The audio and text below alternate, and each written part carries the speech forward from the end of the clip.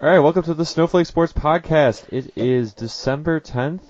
Is exactly 7 o'clock Eastern Standard Time. Just hit And, 7, right as you said yeah, that. exactly. And I'm joined by resident Raider fan Chris Amato. How you doing, Yeah, Chris? feeling a little less passionate about Yeah. that as the I was days gonna go quote. by. It's been a I was rough gonna week quote for your that. tweet that you sent out earlier, where it was like, "This is the worst decade of Raiders It football." is. I mean, by any Yeah. measure, it was we just witnessed the worst decade of this silver and black that has ever happened. Of one playoff appearance, and even then, you had it was Matt McGloin.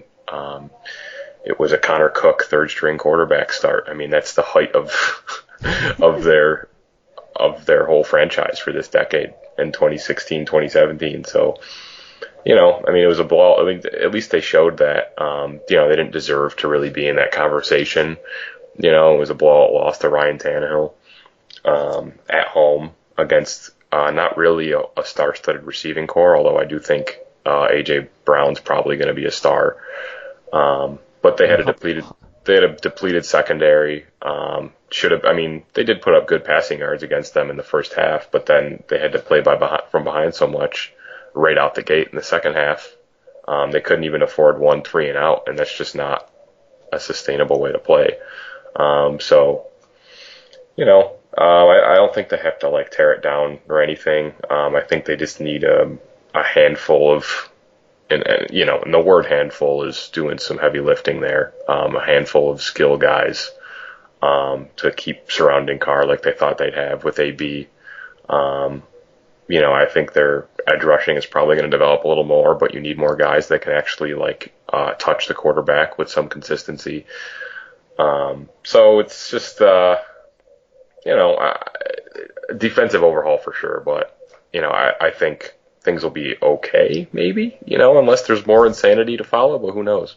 Yeah. I did want to say, though, I do like the new logo. Oh yeah. No, my cousin Did you make that? No, my cousin. He's went to school for graphic design Oh, at shit. FIT.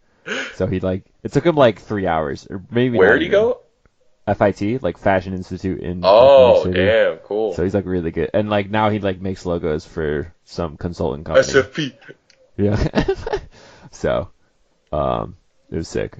Yeah, Anyways, so going to the 49ers Saints game, which was fucking awesome. Oh, yeah. And I guess coming out of sports radio and other podcasts, is they were kind of comparing it to the Chiefs Rams game of last year. But I feel like this game, it was just the Chiefs Rams game had a ton of turnovers. They had a lot, yeah, it was a lot of big defensive plays. That showcased every aspect of how to be good at football. Whereas this was just a lot of blown coverages, some bad run defense. The Saints run defense, I think, started off the year. They were kind of oh wow, the Saints are actually kind of physical up front, and they're not really known for that ever. But they've been kind of getting eviscerated lately. They've looked a little bit more vulnerable. They've looked like the team the last couple of years that's been coming up a little bit short. That's not necessarily able to consistently be better than other championship quality teams. But again, I mean, it was one of those games where, a thing goes the other way, a bad call again, getting hosed by a bad call, and they win the game. But are you talking about that 4th and 18? Yeah, and again, you can't. There's still the Greg Kittle run though too. Even after that, I mean, you can't take that away from the Niners either. I think, Kittle he had some injury trouble about a month ago or a couple weeks ago, and he comes back and he just is able to just take them to that next level, even though they already have a bunch of other skill guys. The resurrection of Emmanuel Sanders, just guys all over the place. And Garoppolo, I mean, had over 100 yards in the fourth quarter, so. He's not a guy. He's not just facilitating. He's also a part of this kind of elevation that you're seeing the 49ers offense take. Yeah. So going off that 4th and 18, first off, that play call is dumb. Yeah. Why are you even trying to do that? I don't know. And second, so I was watching primetime today, and Tom Jackson said that since he's a gunner, you can't really call pass interference on it or something. So it's a weird rule because he's just running down the sideline. That defender has no idea that they're gonna throw the ball. So isn't that kind of But I feel I like think it's you almost like could though, cheating, because I think if you're on the sideline, I mean, you're an eligible receiver. I'm pretty sure. right? But I I don't mean, know. if anyone's eligible, I mean, he probably knows more than I do about it, considering he's played Yeah, at that level. But I mean, yeah, I feel like not that it was a good call, but I feel like if someone's out in space and they're down the field, I mean, they're eligible, so yeah, there should be. So even though no matter what label you put on the guy, whether he's a gunner or a receiver, I mean, linemen can be eligible receivers. right. So But I think you have to declare them eligible yeah, you over do the gotta tell the linemen. refs. I know, yeah, I guess if they So didn't, maybe I don't I know. think a gunner is like technically on the line. Well, no, because then the wide receiver's on the line scrimmage. I don't know. They have to fact check I, that. I hate the But lingering on that because it's kind of like with the call before, like with the Saints before, where in the playoffs with the pass interference that led to that rule change, and then people focused on that, and I'm like, and again, maybe this is just the mental gymnastics that I've kind of worked myself into when it came to the tuck rule when I was 10 years old, or 10 or yeah, 11 years old.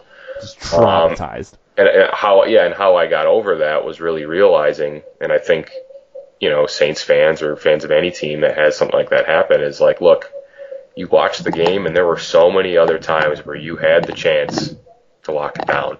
Because you forget, even after that call happened, there was overtime. They got to start with the ball. I'm pretty sure. And what happened? Drew Brees threw a pick, Yeah, threw a late game non-clutch pick. right. Well, So like that's what ended the game. Don't do yeah, that, and you don't lose. And no one's talking about the call. And the rule change maybe doesn't happen. Maybe it does. So and I think this time around, I think people were a lot less sympathetic to, I think, the Saints side of things. I think Sean Payton kind of came out and after the game and was kind of, a little obviously agitated, but a little bit testy about it in a way that I think ticks some people off, and especially in the media. I don't see a whole lot of sympathy from a lot of the major outlets about what happened. So, I just think it's something that, what, like if you would have won, you won. That's kind of how it goes. Because I think really what should stand out about that game is the Greg Kittle play. I think that is what really changed things more so than any call really could have. well, right. They score a touch. Like the Saints score a touchdown with what 40 seconds left or something, Yeah, and he just throws even just enough basically time to get in field goal range. yeah. But like Jimmy Garoppolo throws like a dump route to George Kittle, and he just manhandles like four Yep, Saints that's players. what he does. Yeah, He's a it's beast. incredible. Yeah, he's awesome. And you can legitimately argue now that he's the best tight end in football. He Uh, is at least top three. I mean, that run definitely with Gronk no longer playing, at least for right. now. With his Super Bowl and championship pedigree. I mean, yeah, like who else can you look at unless he has some kind of a thing in the playoffs where he just disappears. Yeah. And again, when it comes to the playoffs, I'm not really someone who's going to go all out. I'm like saying like, oh, Niners will win this game and then that game and then that game. It's Yeah. like it's one of those rosters, one of those teams where it's like, okay, well, let's see what happens. Like as a unit, they haven't been in that position before. Maybe a handful of those guys have, especially Emmanuel Sanders. But as a unit, you haven't seen them go up against teams like the Seahawks, who did just lose to the Rams, giving the Rams some breathing room. Right. Or even the Rams themselves, if the Rams manage to sneak in, that's a team you don't want to face. They were just in the Super Bowl. They have skill on every single position, pretty much, Yeah. every single unit. Um, so there's a lot of teams, especially in the NFC West, where you're in that kind of high leverage playoff do or die situation. And yeah, it's like at New Orleans, which is arguably, like, besides Foxborough, maybe the hardest place to go on the road and win at, especially Well, if Drew Brees. Seattle too is hard, but yeah, the Saints. Yeah. It's got to be two, I would So assume. that did prove a little bit of something, even though it took a little bit of things going their way. And again, Jared Cook was out.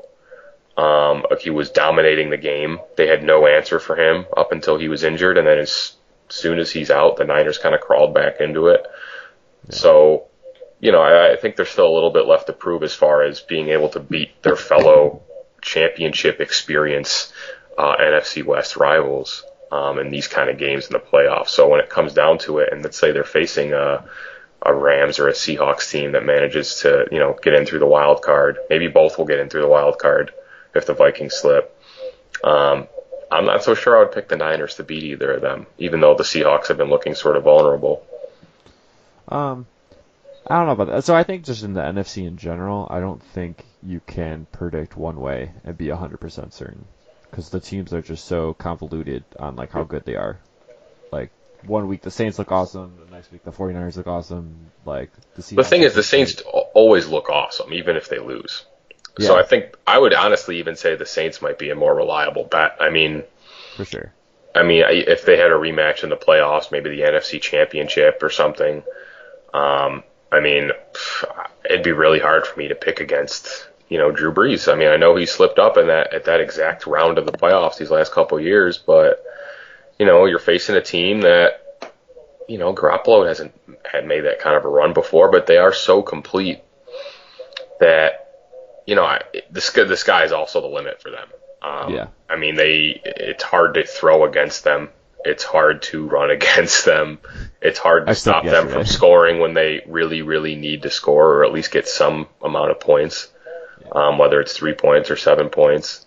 So I think the NFC West is just it's something where it's kind of like who's going to win it. I think it's fairly certain. I mean, the Niners could still slip up. Maybe they have a bad just kind of game where they just fart out a loss in these next couple of weeks because well, the Rich, Seahawks do have that tiebreaker against them. They have another game against them as well. exactly. But with the way they looked against the Rams, it's like, okay, this might be, if someone else is going to make a run, it's probably going to have to be a wild card run out of one of those teams. Yeah. Well, I mean, the 49ers could win out, and as long as the Seahawks, or I guess not win out, but if they win the two games, then lose the Seahawks, and the Seahawks win out, like the Seahawks still get that They get the West, and then the maybe a West. Yeah. bye too. Like they get like a first. I think they could still get a 1 seed. I'm pretty sure. I Pretty mean, sure because I mean they're the only a Saints game or two lost, out. so like they could still tie the Saints. I don't know how that tiebreaker would work because I think it goes to conference record or common opponent. Really, in the NFC, I mean, you obviously have the Eagles Cowboys debacle, Yeah. and you have that last wild card spot, which up until about maybe this week even looked like it wasn't really going to have any competition whatsoever. And now all of a sudden you have the Rams, who are like a game back of the Vikings. So there's still some room there, I think, for the Vikings to slip up. They have a game against the Bears, who are also like on their last kind of hope. I don't think obviously that they're going to make it, but that's a team they can lose to. Um, Yeah. so there's a lot of things that can happen, and I think there's a little bit more um, intrigue, I guess, to what's going on in those two spots in the NFC than there was a couple of weeks ago. Things tightened up a little bit, but I think it's because so many teams or at least a couple teams got better rather than seeing and also some of these good teams are beating each other up. You're seeing like just circumstance of the schedule is you're seeing some of these teams like the Niners and Saints, these top seeded teams face each other and somebody has to lose. So you're seeing some of their records, not be as impenetrable as they were a couple weeks ago because they're not beating up on people anymore. Right. I mean, Which like is the Vikings and the Seahawks played each other last week, so like Yep. the Vikings had to lose, which made it easier for like the Rams and the Bears to kind of catch up. Yep. So Yeah, Bears still have that one other game against the Vikings too, so you never know. yeah, The Packers lead to at anything, Lambeau, really. which I don't think they're going to win this Sunday, but the Packers have looked a little shaky at times too. Yeah, almost losing to the Redskins. Well, Yeah. they didn't really almost lose. They just weren't They got as rolled in by the control of that Chargers. game. I mean, Yeah. Chargers who have shown the ability to lose to anybody and the ability to beat anybody, which is kind of their franchise staple.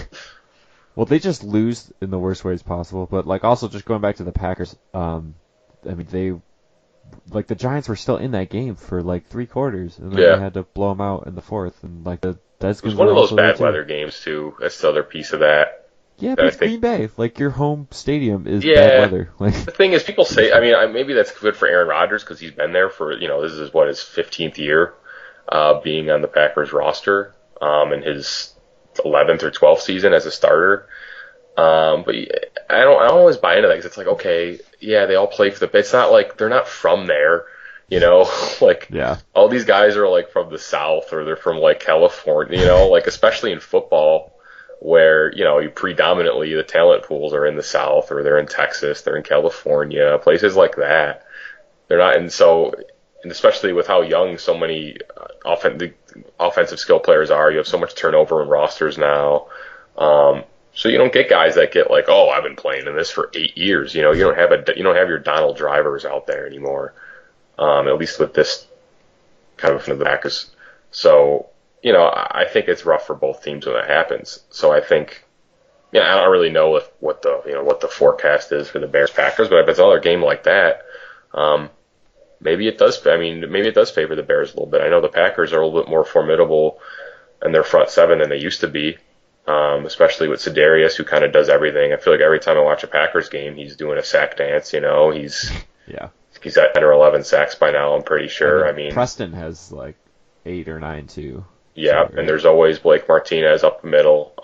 So they're a lot more solid at that point to withstand some of those kind of games. They're not like the kind of Mike McCarthy era, just air it out and see what happens. And Aaron Rodgers gets hurt and then they collapse, like they've been the last few years. They have a little bit more depth now. But with the Bears, if it's a sloppy game, I mean, and steal one on the road, I don't think they're ready to be dismissed quite yet, especially with a game coming up against the Vikings after this week. Yeah. Trubisky, though, like, I'm not saying that he's saved his season or that anyone should sign him or anything, but, like, the last 2 games, he's looked really good. Like, especially that Cowboys game on Thursday. Like, that touchdown pass where it was, like, a very small window, and he threw it to, like, the bottom corner so his receiver could get to it. Like, I don't know. He's looked kind of good. Yeah, I mean, his last couple games, he has last 2 games really since Thanksgiving. He's got like a 117 quarterback rating, 115, something like that. I mean, he's, at least during this closing part of the year, during the playoff run time of the year, all of a sudden he's really stepped up his game. I mean, it's against teams where you've seen multiple quarterbacks have big games. I mean, the Cowboys and Lions. I mean, the Cowboys earlier in the year were a much more fierce defensive team, but Trubisky's able to put up 3 touchdowns against them. We saw what Josh Allen on Bills Giving was able to do to them. Yeah.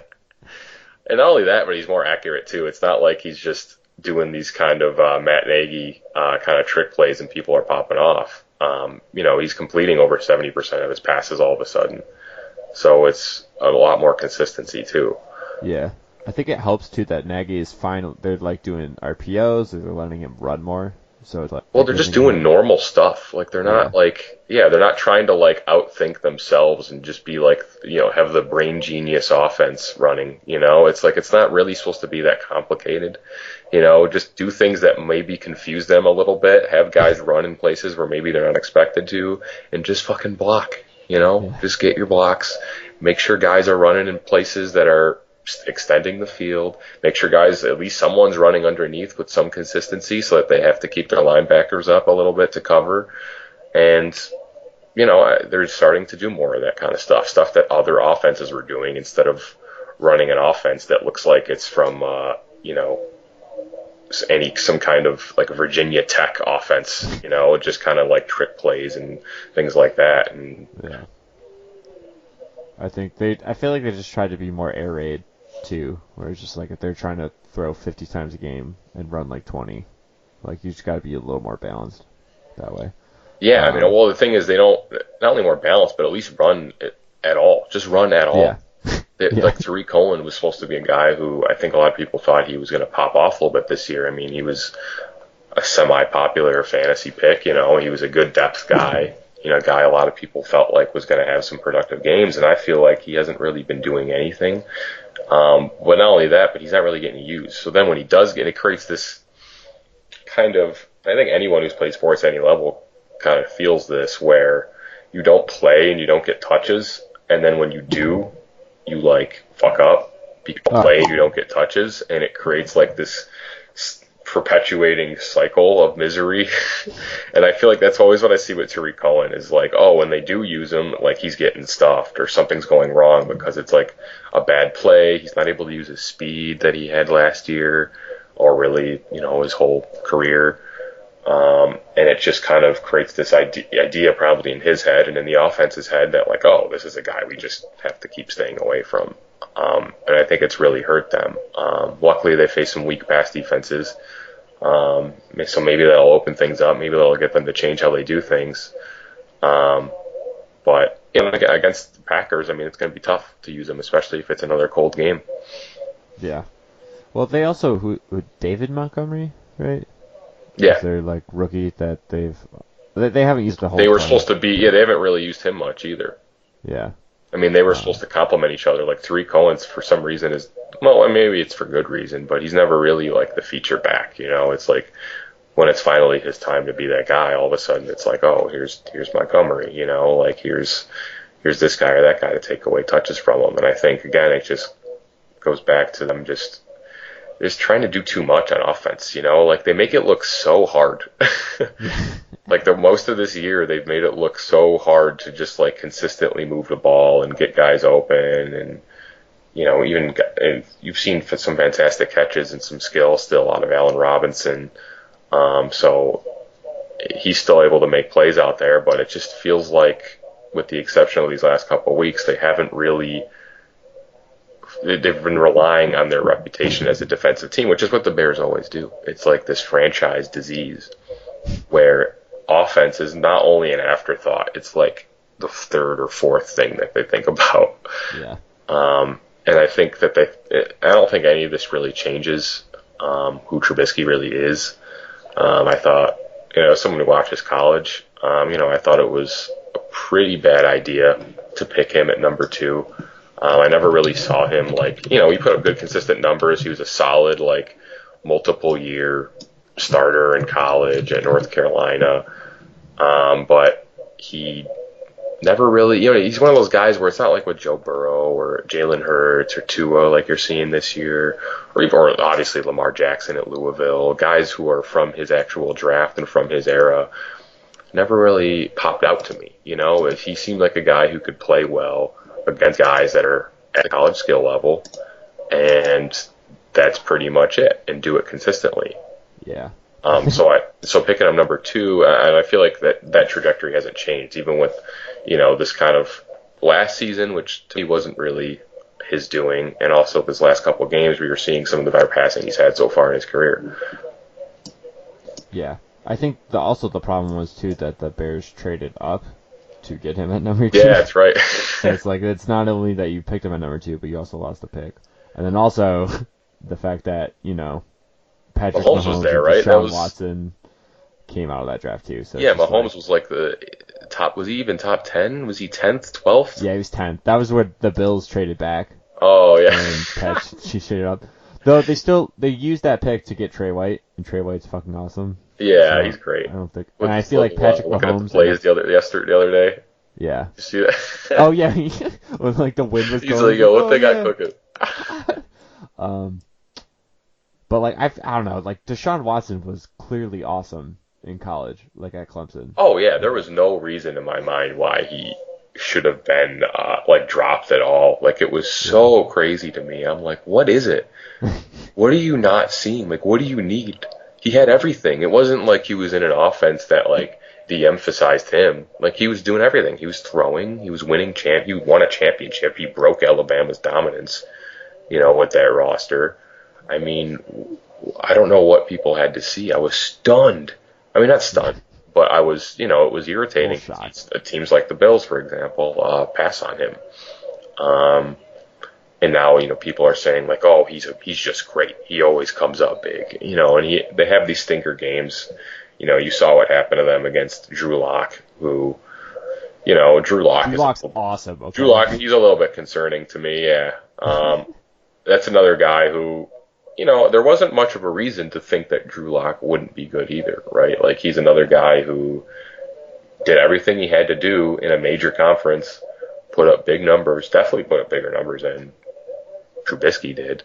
And this was against SEC defenses, not against the top-heavy ACC, like what Trubisky played in with North Carolina.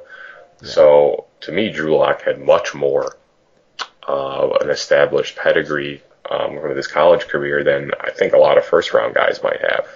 Well, also, too, just you don't even have to compare Trubisky, but Daniel Jones, also in a top-heavy ACC, went so far ahead of him. Yeah. That was another pick where it's I'm not sure what. Daniel Jones is a very similar player to me. I think Trubisky was always more mobile. He always was a little bit more dynamic than Daniel Jones was. Yeah. But again, just another guy who is just this solid, consistent starter for a number of years at a major conference school, but never really winning anything big, never doing anything eye-popping, and just being pretty good for a long time in terms of college. And I don't know. I don't know if it's just like, they meet these guys and they're just like, wow, man, you are so cool. I really like, I want you to be my quarterback. I don't know if it's like a personality thing and they just see something. I don't know. I mean, is it with guys like Deshaun and Lamar not getting picked? It's like, is it racism? Is it like? I mean, it could. I feel like Lamar was more racism than That definitely. Well, that was much more overt, right? With all the talk of him like being a dual position, like non-passing quarterback, and I'm like, what? Have you seen him throw? He won the Heisman. Yeah. He won the Heisman with it by throwing. Yeah, I always felt I saw him clear a man at the Carrier Dome. Ooh, wow! He jumped over That's him. so cool, Chris.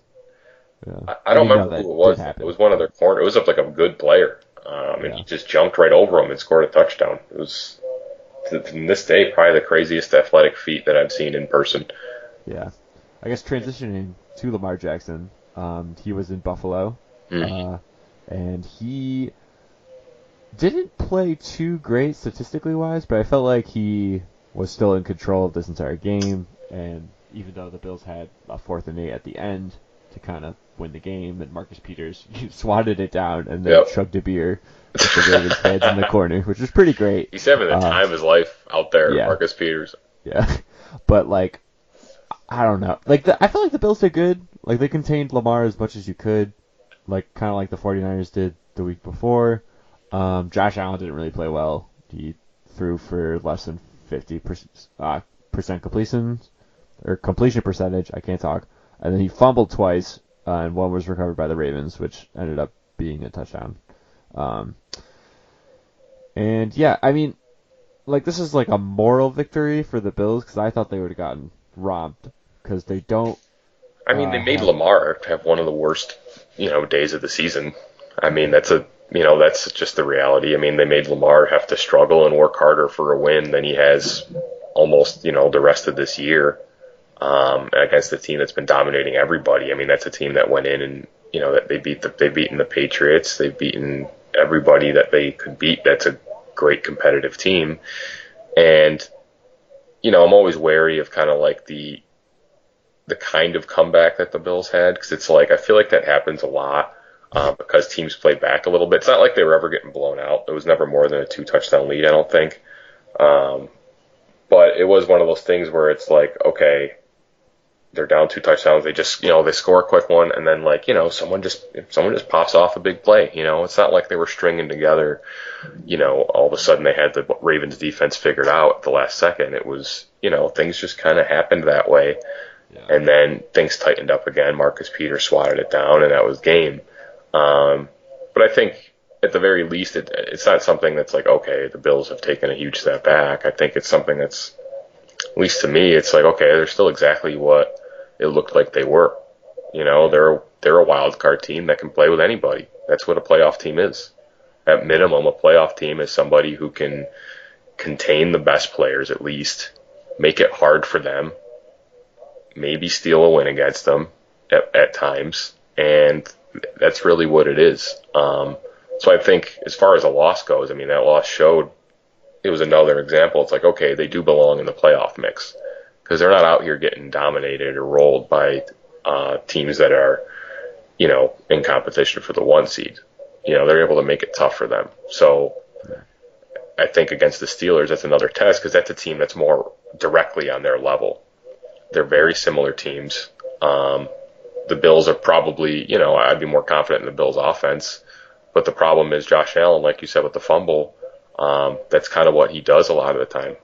He hasn't been throwing picks anymore, but fumbles, even ones where he, picked it up on the, I'm going to keep calling it Bills giving. I don't care. Awesome. When he picks it up and then that was an incredible, that's like a signature play so far in his career for him, I think. But it still shows that he doesn't hang on to it. And the Steelers lead the league in takeaways. And they had at least, I think, 1 or 2 this past week as well to add on to that lead. So that's really, the biggest thing is, how much are they going to make Josh Allen turn it over? Yeah. Because I don't anticipate it's going to be a clean game for him. And are they going to be able to make up for that? You'd hope so, because they're facing a third-string quarterback. So Yeah. we'll see. Josh Allen, though, fumbles this year is 14. Not Oh, lost, my God. just total. Like, he's Oh, like my Daniel God. Jones. I think Daniel Jones is like 13 too. How? It's atrocious. How is it that hard, man? Yeah. I mean, Fuck it. he's still only thrown one pick in 8 games. Yeah, the picks disappeared. That used to be his thing. The Yeah. whole first half of the year was like, oh, Josh can throw a couple picks. He has, it'll be like 14 touchdowns and 12 picks. That was like his career stat line at one point. Yeah. Talk about interceptions, though. I think Jameis Winston this year, he's got plus 25 touchdowns and plus 25 picks, and he's like the 7th player to like ever do that. He has 25 picks. Yeah. And Wow. so like this game too against the Colts, he threw a pick on his first pass, which he has done 3 times this year. Like how do Famous you do Jameis, that? baby. Yeah. Wait, what'd you say? I said famous Jameis. Yeah, right. Ryan The Tannehill. Bucks are fun at least. I don't know. It sucks that Mike Evans had that awesome touchdown and immediately pulled up. Maybe out for the season. I don't know. I mean, maybe he should be out for season, considering that they're done. They're a 6-win team. Yeah. But I think it's hard to say. You'd think that you have to move on from a guy who throws that many interceptions. Oh, yeah. But the fact remains that next year he's just hitting his prime. Quarterbacks are hard to find. They have a lot of guys around him. I'm not sure who you're going to go get, who's going to be immediately better than Jameis Winston. Like we see with Drew Lock, I don't think it's as hard to find good quarterbacks in the draft as people think. I think a lot of times because quarterbacks are not a position that you pick in volume because you really only need one, that, once you run out of teams that need quarterbacks, all of a sudden you get a couple good guys fall into those middle rounds. So you can look for them to take a flyer on a guy like that, maybe like Anthony Gordon out of Washington State, who's been putting up fantastic numbers, and just like Gardner Minshew was at the same school with the same coach a couple of years ago. So I kind of expect the Bucs to go that route. With the quarterback position is kind of hang on to Jameis. I think he's a free agent though. I think that's really the tricky thing. So, maybe they replace him with a vet, or maybe they sign him to a short deal. The thing is, will he accept a short deal? Because I don't know who's going to give him a long deal. Oh, I don't think anyone will. No, nobody will. I don't think the Bucs will. So he might just stay. I don't think they'll tag him because tagging a quarterback is, you're going to end up paying the guy like over $25 million probably. Yeah, I think it's closer to like 30. But. Yeah, 30 million for Jameis. Yeah, that'd be just ridiculous. Yeah, I think it's so. They're a big question mark. I think Bruce Arians is definitely making the most out of the roster though, which is the most you can ask out of him. Oh yeah, for sure. I mean, how is this team 6-7? And I feel like every game they play, they're like in it. They're in it and they're scoring. Yeah. I mean, and he's the guy calling the plays, so I think kind of like what you see with the Raiders. I think, and it's probably not a coincidence that they have the same record. These are not teams that are in need of like top-down overhauls. They have some units that need some substantial work. Maybe some coordinators have to go. Definitely both defensive coordinators have to go. Really? Todd Bowles? I think he's okay. I mean, they're getting lit up all the time. I mean, maybe Todd Bowles, he's good. Maybe they need more players then, because Todd Bowles obviously has much more of a track record. But again, Paul Gunther had a track record too with the Bengals. Yeah. And your talent is your talent, and you're going to give up lots of points, no matter how good your scheme is. If you don't have guys who can cover. But the advantage the Bucs have though is that they do have a good pass rush. They have guys who can, they have the sack leader right now. They have all kinds of, they get pressure. They make things happen. But they're kind of just in a position where, you can't have your quarterback being a question mark. Yeah. Speaking of a quarterback and a question mark, the Tom Brady has not looked that great at all, really. He's fine. Yeah, no, he probably will be once the playoffs. Yeah, he's fine. He always figures it out. I think it's a little overblown. I mean, I think it's another one of these things where he doesn't have the talent around him. Right. Like none of his receivers can get open either. Not only that, but his run game's not what it was. I mean, what happened to Sonny Michel? Where is he? He was He's supposed he was supposed to be like the kind of main guy. You saw his playoff run last year. He was arguably a playoff MVP last January, and he's not really making plays. He's not really breaking open at all. He kind of just he's one of these guys where like he can like find a space and make something of it, but like as soon as a guy gets his hands on him, he's going down. He's not really like breaking through anybody. He's not breaking ankles. He's not Le'Veon Bell breaking through a tackle. Yeah, he's not doing all these different like dynamic things that like create space and make things happen. He kind of is just like a player on the board. He's just one of the pieces that is able to do what's in front of him pretty well sometimes, a lot of the time. Yeah, and that's not enough. That's not enough when you have a 42-year-old quarterback and a lack of receivers. Is that also the fact that they don't have Gronk anymore, and he can't run block as well as he could? They don't really have. Well, it definitely doesn't help when you lose a Hall of Fame tight end. Yeah. I mean, that's a good security blanket to have. I mean, he still has Edelman.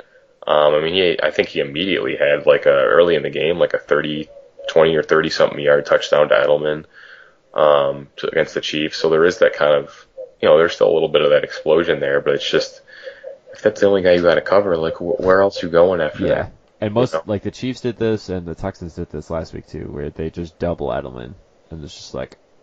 I think people are appreciating more now because of all this, because Gronk, he's been there since 2011, and before that you had Randy Moss, and then before that was the era where, the Patriots really didn't have a lot of receivers, but they had a very good defense. They still had some of their guys from the 90s still playing back then. Before that, you had a good running game. You had Corey Dillon at one point.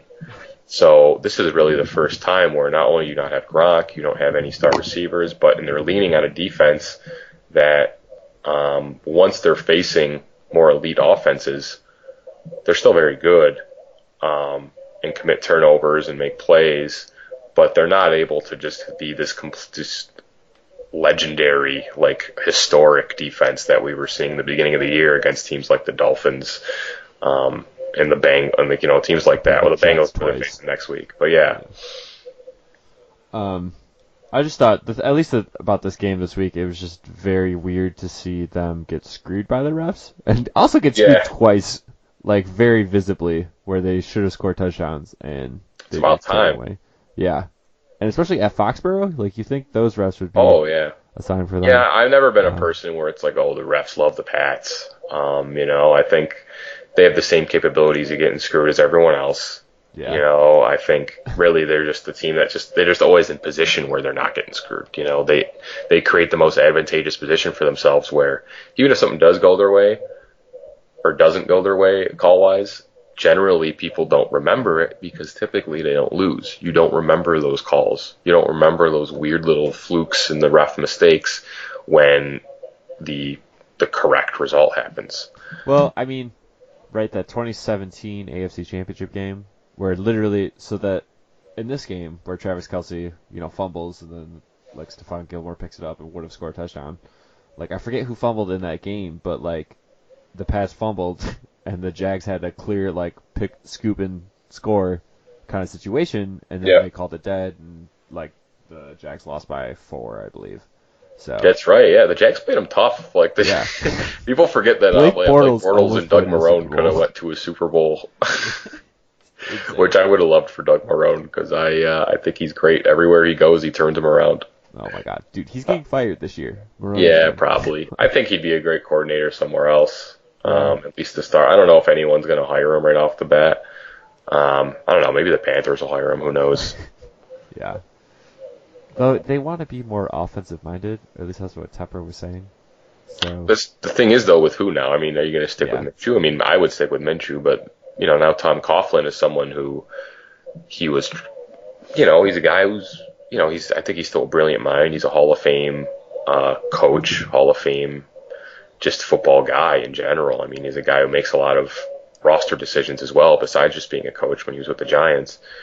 And, I think he was kind of looking at this kind of last phase of his football career as like, I'm going to go back to the Jags.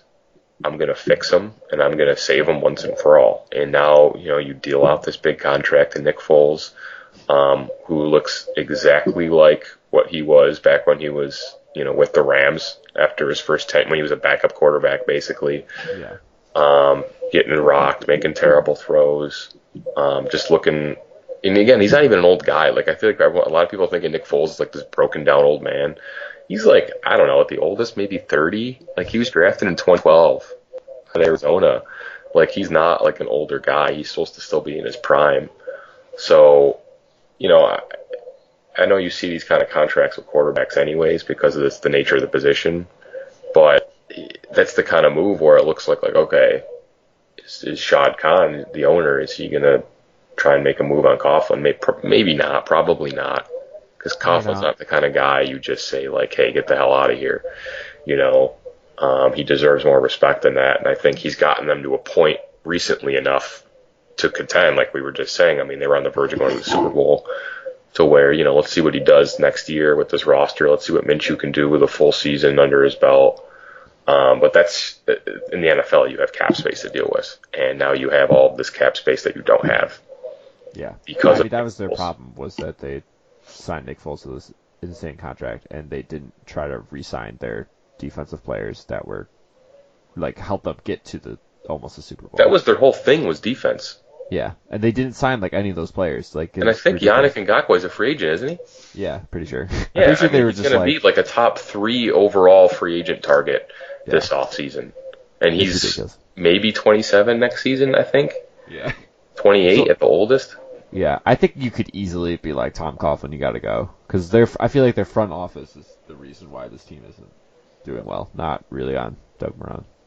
Yeah, I mean, I think Marrone is more likely to go than Coughlin is. Oh, for sure. Because I think you always got to give a GM more time, or I think really his title is team president. I think, and also he's Tom Coughlin. He's a guy who is, like basically a founding father of the Jaguars franchise. He immediately made them good when they started. It only took them a few years to get to an AFC title game when he was their coach. Whereas Doug Marrone, it's like, okay, well, those teams have been shaky. They were shaky before they got good with Marrone. They were shaky after, besides that 1 year that they had. And it's just a lot easier to make that kind of a change, especially when, I think you're going to have a decent amount of coaches to choose from this year, like you usually do. But it's a lot harder to find a guy to replace someone like Tom Coughlin. Yeah. Well, I mean, he's won a Super Bowl. Actually, fun fact, he coached the last team at RIT, like in 1978 or something. Really? Yeah. That is so cool. Well, yeah. He's like local, right? He's from, so random too. From like Ontario County or something, I don't remember. It's like somewhere out east, kind of like Bayheim. Yeah. But yeah, it's much easier just to fire Marrone and try to get someone else in and just be like, okay, Coughlin, like, help us fix this. Yeah. It'll be, I think that's the much more likely scenario. I think Coughlin's going to stick around, and, I think this next year will tell a lot, especially when you see how Minshew does, who's obviously going to be their guy. Maybe not obviously, but I think he should be their guy, regardless of what the contract situation is. Yeah. Speaking of coaches getting fired, David Fizdale was fired. Oh, yeah. I think Saturday, right? Yeah, I lose. The time has no meaning with the Knicks. So sure, it was Saturday. Yeah. I don't know. The problem with this, or I guess just the funny thing about it was that this was so predictable. Like, it's like living the same nightmare over and over again, where just, like you're just going through things are normal, and then things just slowly get like, maybe not so slowly, but just things just get really weird and get really horrible, and like you start to realize you're in a nightmare, and the next thing you know, you're like getting murdered in the nightmare, and then you're just doing that over and over again. Like that's what seems like is happening with the Knicks for, oh my God. For at least 10 years. 2 decades? I mean, they were the 2 seed that 1 year. Yeah. So, I mean, I think the very least you could say is the last 5 years, which in the NBA is a very long time, considering that all of a sudden, the Knicks maybe have one of the longer playoff droughts now in the league. I mean, after only 6 years, besides the Sacramento Kings. So, it's just... it's sad. It's one of those firings where it forces you to take like a big picture look instead of just kind of like an in the moment, like, okay, what does this mean going forward? It's kind of like, wow, it's been so long. Like there was a time when it was like they were rated, like again, they were never winning like the Yankees, at least not in my lifetime or really anyone's lifetime. But there was a time where they were talked about and cared about the same level as the Yankees among New York sports fans. There was that same level of hype. There was that same level of anticipation about their seasons and about, their bigger games, especially up against Jordan, or even a little after Jordan with Jeff Van Gundy into 2000, the early 2000s. And there's not even a way anymore. There's no hope, right? Like that was the killer thing about last summer, was that like that was still in this kind of like at least familiar misery of like, oh, there's a free agent guy we're supposed to get. Let's do that.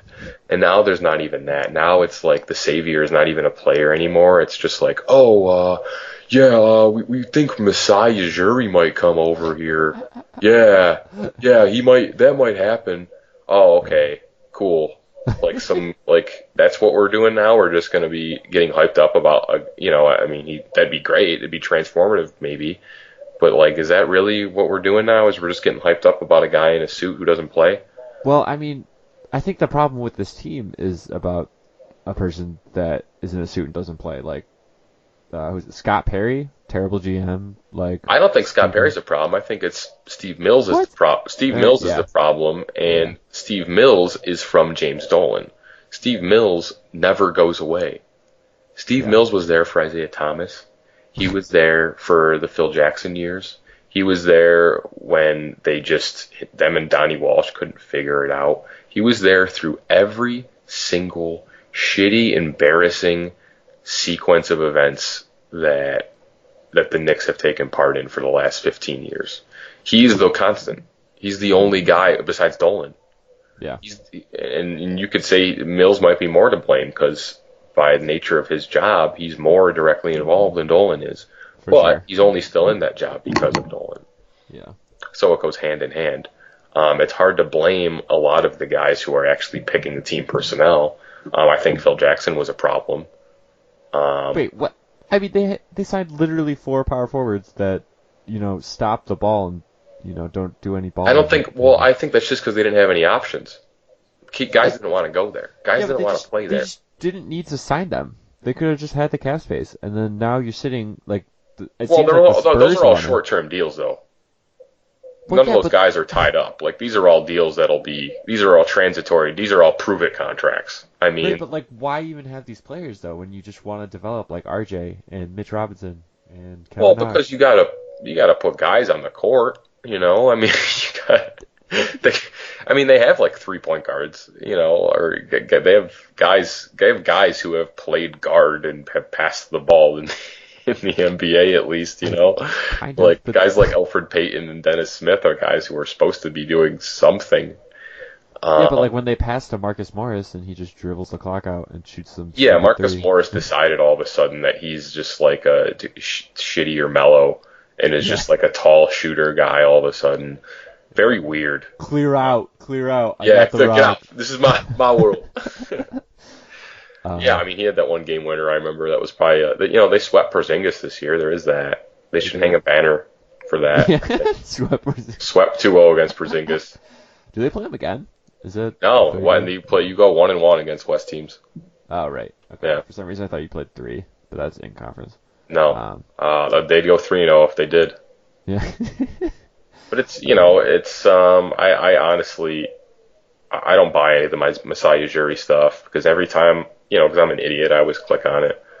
And whenever I read the article, it's never anything. Like I'm looking for any little thing that's tied to anything real or material, and it's always just like, oh, there's been conversations or there's been rumors and this guy said that this guy said this, maybe. And it just sounds like a thing that's just getting floated out there to foster this illusion of hope and forward progress. When in reality it's not. It's just a bunch of guys. It's become a haven for guys to just collect some money and prove that they can still play pro basketball and then go on to somewhere else. Well, Knicks fans just keep slurping from this bucket of shit. So that's kind of where they're at right now. I really don't have another way to describe it. Yeah, they're just... And it's hurting RJ. And RJ's played pretty well, I think. His efficiency is kind of low, but... But he's able to do everything. He's able to do everything they need him to do. He shoots well. Besides Ja Morant, there really isn't anyone that young that's driving to the basket as often and as well as he is, although Ja Morant is far ahead of what RJ's doing, which really shows how much that extra pick in the lottery really cost them. But I mean, because I want a Ja Morant, I put him 1A, 1B with Zion, as far as what his impact would be. And now that's looking even more accurate considering Zion is still not set foot on the court yet. So... But, I mean, they could have gotten, the 4th pick, and they would have had to be do we get Hunter? Falling out of 3 was the true nightmare scenario, and that fortunately didn't happen. Yeah. But, I'm glad to have RJ at least, but, it's like, where's he going to go with this? Even Maple if Jordan, bro. He's going to be Maple Jordan. Maple Jordan. Yeah. Sure, that'd be great. He doesn't have a Pippen. He'll never have a Pippen, though. That's the problem. No, Kevin Knox. Jordan. He'll be late. He'll be the Jordan that was just stuck losing early round playoff games and scoring a ton of buckets. That's the Jordan that he'll be at best. Yeah. I guess transitioning to the Miami Heat. They went on the road and they beat both the Bucks and the Raptors. Yeah. They're looking fantastic. I don't know why I was sleeping on them as much as I was, because during that Raptors-Sixers series, Jimmy Butler was clearly the best, I guess, closer on that team. It was the only player that I was scared of when he actually had the ball. And when Tobias Harris got the ball, I was like, yes, shoot it. I know you're gonna miss. And Miami just has this collective of good players that can kind of carry them, like Justice Winslow. And they got Spoelstra. What's up? And Spoelstra. He's good. He's even before the big three. They were a playoff team before they got LeBron, and that all of a sudden it's like Spoelstra's been coaching them for 12, 11 years now. There hasn't been a year really. I don't know. I'm not sure. Without looking it up, I'm not sure if they've ever missed. Have they missed the playoffs under Spoelstra? Yeah, they did last year. Okay. At least. I think when this last year or so where D-Wade was having his farewell tour, I think they were a 9 or 10 seed. But yeah, they were a team where, when they got Jimmy Butler, I think kind of solidified them as a second tier in the East. Which really by second tier, I just mean they're not the Bucks. I think the East is really the Bucks and everyone else once Kawhi left. I've never really had a lot of faith in the Sixers. But again, I don't see the Heat getting past the Celtics, who have shown so much improvement even after Kyrie left. Gordon Hayward's finally healthy, even though he doesn't seem, I don't think he's going to be what he was in Utah for sure now. I don't think he's ever going to be a 20-plus per game guy, but they don't need him to be. They have so many guys who could score and shoot and do everything. Jaylen Brown, whenever they need him, always comes up big. They just have everything that they need, and everything is working for them just like it was before Kyrie was here.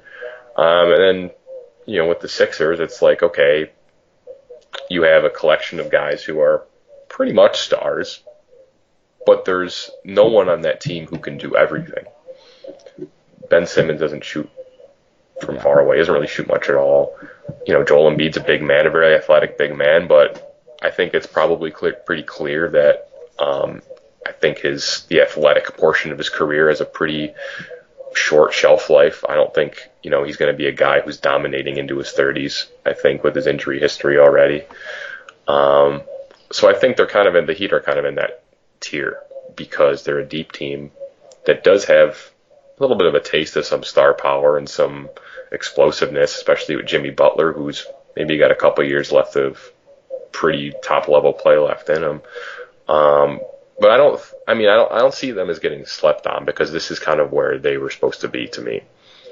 as a team that has like a well above average level of talent, but also no one who really can ever take everything over. Like it's good for that. It's good that they have a lot of depth. They always have a different guy stepping up each and every week. I mean, Tyler Hero, I think, had a game winner last game or a couple games ago, and guys like that who you weren't really expecting to kind of pop out like this. But that's not something that can sustain itself into like a deep playoff run. I mean, would they get past the Celtics, go to the conference finals? No. Would they get past the Sixers? I don't think so. Maybe. They could probably beat the Sixers too. No, the thing is that they're a solid second round team, the Heat.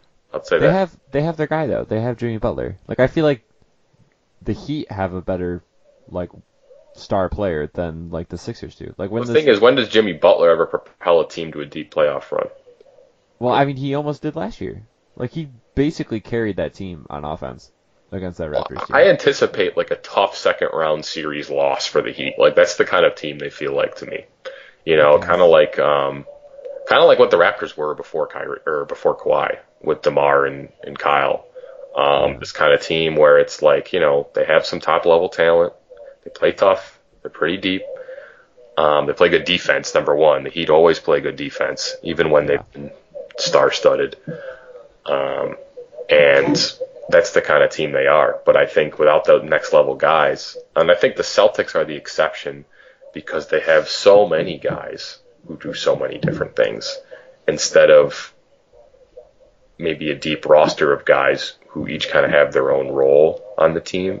I think that's really the thing with the Celtics is like they all do everything, even if they're not all superstars or if they don't have a Giannis. And you call him Giannis? Well, the Bucks, yeah. Well, yeah, it's Giannis though. Get it right, bro. Sorry, yeah.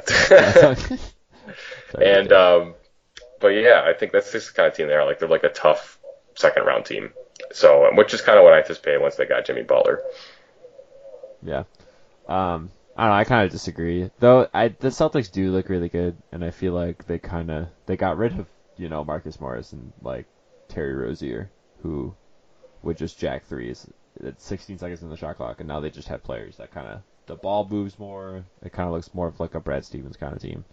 So I could see that. I just think like I would just trust Jimmy Butler more than Kemba. I'm gonna keep calling him Giannis. I think that's way cooler than Giannis. No, it's not, dude. You're just being like an American, like, oh yeah, yo, Giannis. Giannis, he's so cool. I always like switch on and off between calling him that or like the silent. I don't know. I can't like get my head around it. Yeah, well, it's not silent. It's just a Y, like Giannis. Well, it is a G. Well, yeah, but you say the G like a Y. It's not like it's like yeah, but like you hear it both ways on when people talk about it, and so I say I don't think so. I don't. That was like 2 years ago when he was coming up. Like people yeah, were like, I'm still in that. How do you say? You're still there? Yeah, it takes me a while. It's not Christmas yet, so you haven't paid attention to the NBA. Yeah. So, but also earlier last week, or maybe it was late last week, the Rockets Spurs game. I don't know if you were paying attention, but so the Rockets were up by like 15 or something. Oh, when they protest the dunk, yeah. Yeah. yeah. So then Harden dunks it. It goes in and out, and it looks weird. And then I don't know why they don't. I don't think they can review it. Or they decide not to, and then like D'Antoni does the challenge thing, but they said it was too late to do the challenge, so then they very weird look at it. But like they're up by 12 at that point, and then Lonnie Walker just like goes off and plays the game of his life, and then they go like the double overtime and they win the game. But like the problem with this whole stupid protest is that if they just like beat the Spurs, who haven't really been that good this year, when you're already up by 12, like 8 minutes left in the fourth quarter, then you don't have to protest it. Like why?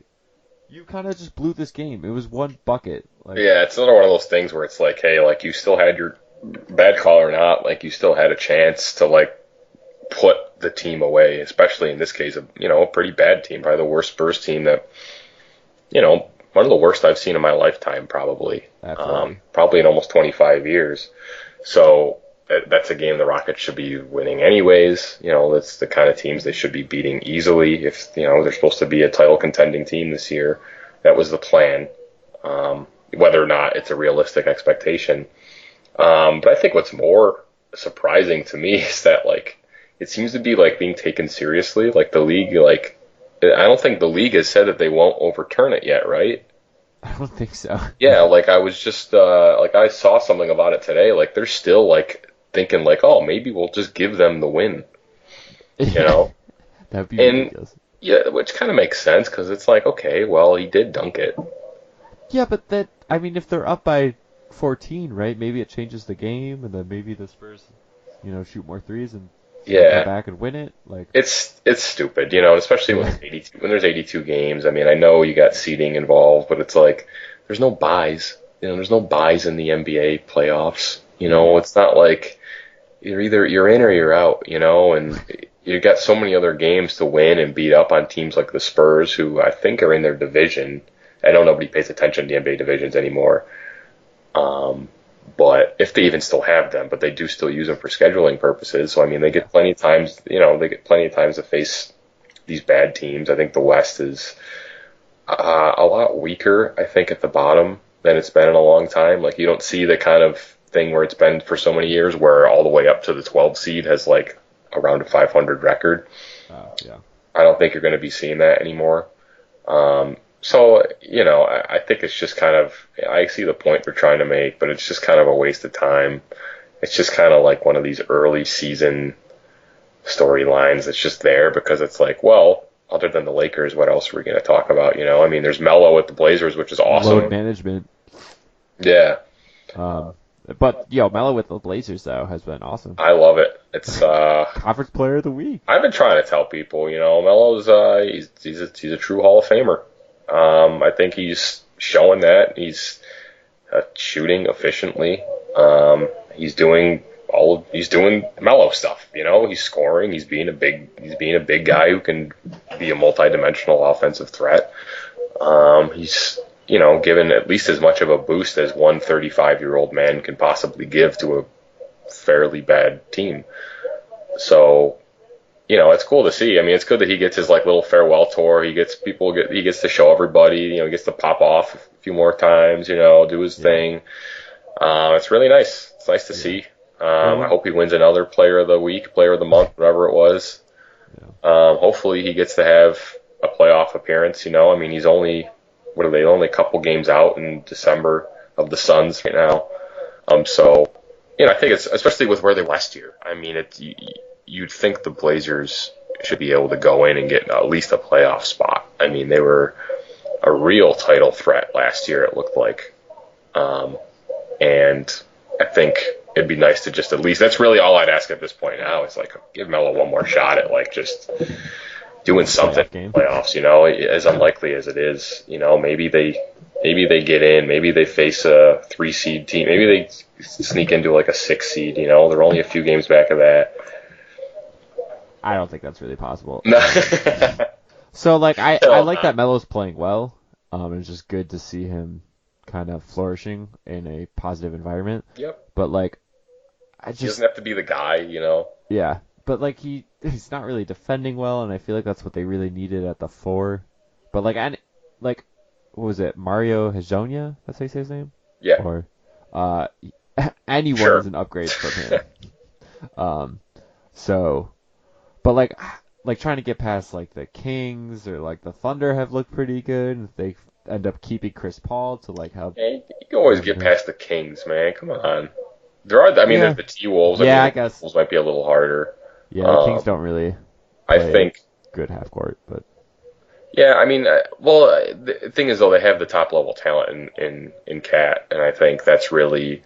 I always give the benefit of the doubt to a team, and the Trailblazers have that too in Lillard, and I think McCollum too. So whenever you're looking at like early season standings, you see a bunch of teams bunched up. I think that's the thing to look for is like, okay, if you want to try and figure out which of these teams are really going to pop out of this group, who has the best players? Regardless of what's happened, regardless of what is going on, we still have a relatively small sample size. Who has the best players? And you see the Blazers with Lillard and McCollum, at least a capable Melo. He could still play in the NBA, whether or not he can do Melo things anymore or not. You have the T-Wolves with Cat. You have And then but after that, you have the Thunder and everyone after them, 7-1, are all, they all have guys. I mean, I think the Thunder are a team actually you might see drop off. The Suns are a team you might see drop off, although they do have Booker, who is only going to keep getting better and better. The Jazz aren't going to be going anywhere. So, I mean, you could see that those last couple, kind of like in the East, where, those last couple playoff spots always seem like, they're kind of up for grabs. And I think it's hard for me to look past the teams that just have the best players like that, because you look at the teams around them and they have rosters that are either full of developing guys that are kind of good or just barren rosters that are just kind of hanging around, kind of like the Spurs. Yeah. But right, I mean, just going back to the Knicks and their terrible off-season moves, like if they had cap space, they could have traded for DeMar and like got some draft picks, and then, Oh well.